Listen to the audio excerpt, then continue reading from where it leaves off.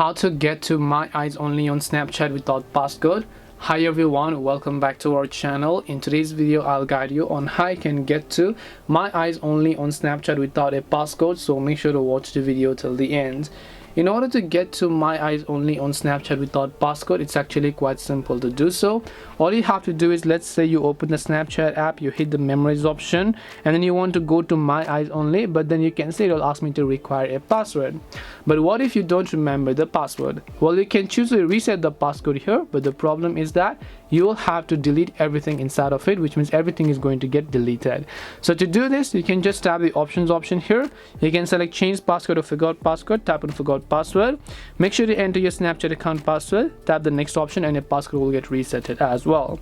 This way you'll be able to get to my eyes only on Snapchat without a passcode. Hope this video was very helpful. If you have any questions, feel free to leave them down.